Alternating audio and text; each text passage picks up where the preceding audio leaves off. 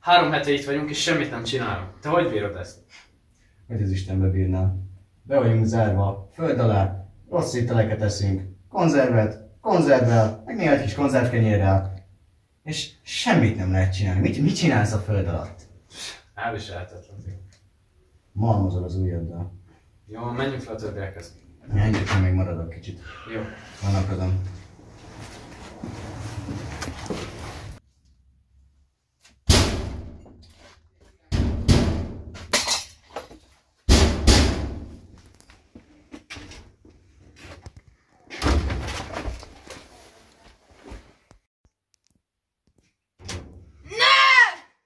Donut. Mi történt? Meghalt.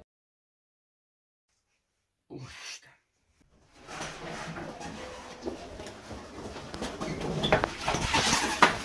Donát meghalt. Ne! Donald! Nem baj, legalább lesz már akkor. Valaki megölt. Na jó, meg kell találni, hogy kitette. Tóti? Ez kell ötesre? Ennyi. Ne, Tóti. Essünk túl ezen. Hol voltál 8 és 10 között? Hubával voltam. Mit csináltál Hubával? Szeretjük a vizet.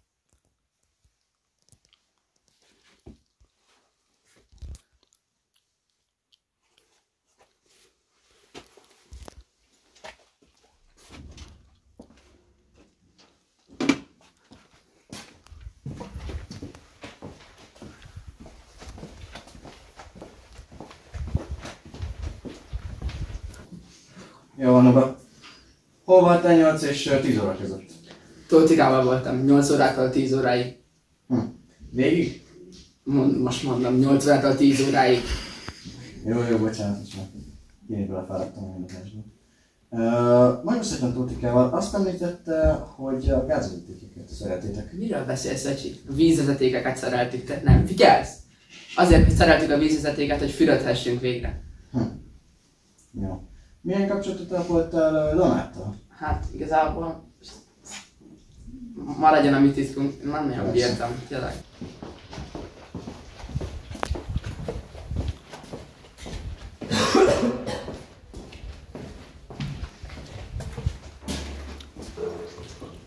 Sziasztok! Mi a szar? A legjobb spanom, basszus!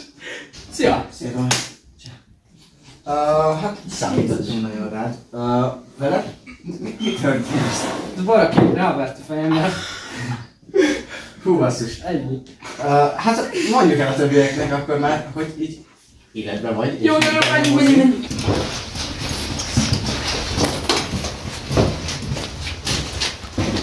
Emberek, hírem van.